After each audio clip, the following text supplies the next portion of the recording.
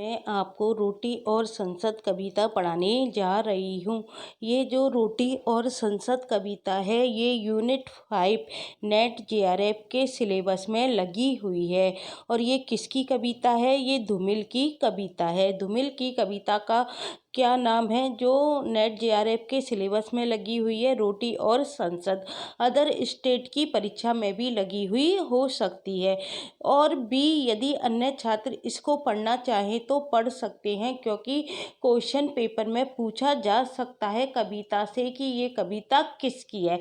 तो इसलिए हमको जानकारी होनी चाहिए कि ये कविता किसकी है। देखो, हम कविता को पढ़ते हैं। एक आदमी रोटी बेलता है। एक आदमी है, वो क्या करता है? रोटी को बेलता है। एक आदमी तो क्या काम कर रहा है? रोटी का बेलने का काम कर रहा है। एक आदमी रोटी खाता है। एक दूसरा आदमी इधर ऐसा है जो क्या करता है? केवल रोटी खाने का काम करता है। एक तीसरा आदमी भी है।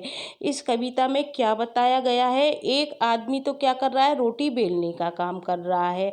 आपको पता है रोटी कौन बेलने का काम कर रहा है? जो किसान वर्ग है, मजदूर वर्ग है, वो क्या करते हैं? मेहनत करते हैं अपनी आजीविका के लिए। तो वो क्या करते हैं? रोटी बेलने का काम करते हैं। एक आदमी रोटी खाता है। जो रोटी खाने वाला आदमी है वो कौन हो सकता है? मध्य वर्ग हो सकता है। क्यों हो सकता है? क्योंकि जो किसान लोग होते हैं जो अपने खेतों में अन्न का उत्पादन करते हैं, उसको कौन खाता है? उसको मध्यम वर्ग खाता है। तो ये जो रोटी खाने वाला व्यक्ति किसका प्रतीक है? मध्य वर्ग का प्रतीक है।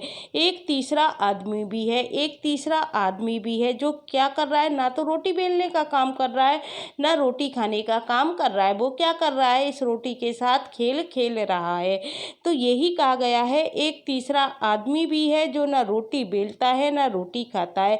वह सिर्फ क्या करता है? रोटी से खेलता है। ये रोटी से खेलने वाला कौन हो सकता है? ये नेता हो सकते हैं, या हम कह सकते हैं पूंजीपति वर्ग हो सकता है। जो पूंजीपति वर्ग होता है वो क्या करते हैं? किसान और मजदूरों का शोषण करते हैं। मध्य वर्ग का शोषण कौन करते हैं? पूंजीपति वर्ग। तो ये पूंजीपति वर्ग क्या कर रहा है? दोनों का ही शोषण कर रहा है।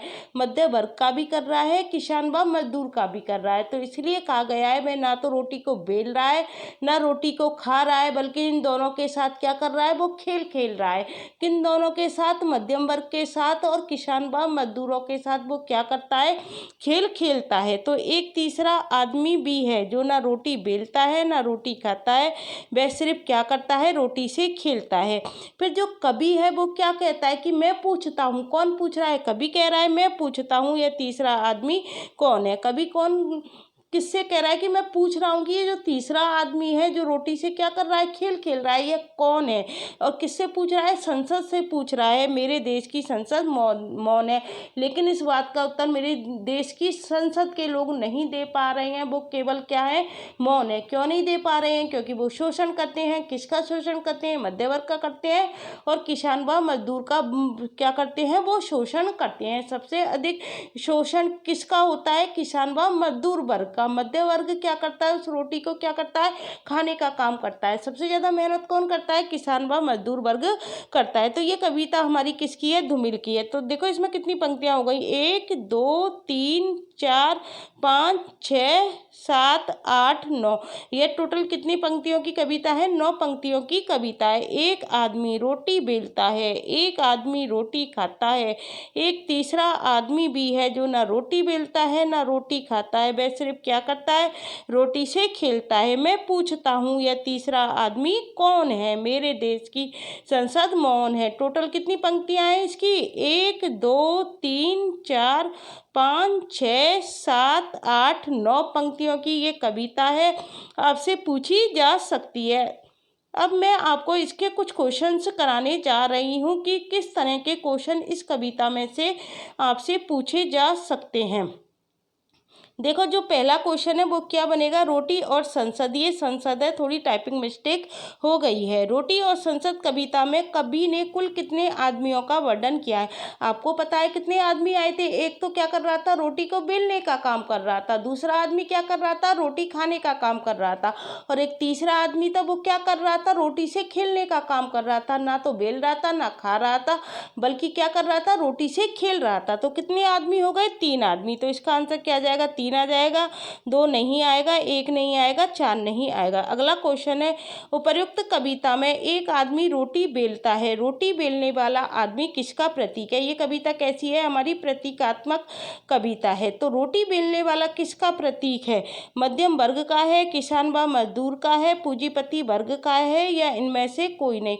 तो जो रोटी बेलने वाला व्यक्ति है वो कौन है? किसान व मजदूर वर्ग का प्रतीक बनकर आया है। उपर्युक्त कविता में एक आदमी रोटी खाता है, रोटी खाने वाला किसका प्रतीक है? जो रोटी खाने का काम कर रहा है वो किसका प्रतीक बनकर आया है? मध्य वर्ग का प्रतीक बनकर आया है।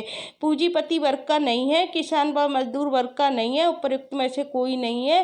रोटी खाने वाला किसका प्रतीक है? मध्य वर्ग का है। फिर अगला जो क्वेश्चन है 4th, उपर्युक्त कविता में रोटी से खेलने वाला व्यक्ति किसका प्रतीक है? जो रोटी से खेल रहा है वो व्यक्ति किसका प्रतीक बनकर आया है? पूंजीपति वर्ग का प्रतीक बनकर आया है। रोटी से कौन खेलता है? नेता वर्ग कह लो या पूंजीपति वर्ग कह सकते हैं, मध्य वर्ग नहीं है। मध्य वर्ग तो क्या करता है? रोटी को खाने का काम करता है। किसान व मजदूर वर्ग क्या करता है? रोटी को बेलने का काम करता है। उपर्युक्त में से कोई नहीं होगा। इसका आंसर क्या हो जाएगा? पूंजीपति वर्ग का प्रतीक है। क्वेश्चन नंबर 5 है, निम्न कथनों में से कौन सा कथन असत्य है? हमको क्या बताना है? गलत कथन बताना है। एक आदमी रोटी बेलता है, ये तो सही कथन है क्योंकि हमने कविता में पढ़ा था एक आदमी रोटी बेलता है। दूसरा व्यक्ति क्या कर रहा था? रोटी को खा रहा था। एक दूसरा व्यक्ति क्या करता है? रोटी खाता है। तीसरा व्यक्ति क्या करता है? ना रोटी सेकता है, ये थोड़ी टाइपिंग मिस्टेक है, ना रोटी बेलता है, इसमें मिलता नहीं आएगा, ये बेलता है, थोड़ी टाइपिंग मिस्टेक हो ही जाती है। ये तीसरा व्यक्ति जो ना रोटी बेलता है ना रोटी खाता है, वह सिर्फ रोटी से खेलता है, तो ये भी सही है। तो क्या गलत हो जाएगा? तीसरा व्यक्ति रोटी को सेकता है, सेकने का काम नहीं करता, वो खेलने का काम करता है। ना रोटी बेलता है, ये मिलता गलत है, इधर आएगा बेलता है। ना रोटी खाता है, वह सिर्फ क्या करता है? रोटी से खेलता है। तीसरा व्यक्ति रोटी को सेकता है, ये बात बिल्कुल गलत है। क्वेश्चन नंबर 6 है, कल सुनना मुझे काव्य संग्रह में कितनी कविताओं का संकलन है? ये जो रोटी और संसद कविता है ये किसमें लगी हुई है? कल सुनना मुझे काव्य संग्रह में लगी हुई है। तो पूछा जा सकता है कि कल सुनना मुझे काव्य संग्रह में कितनी कविताओं का संकलन है?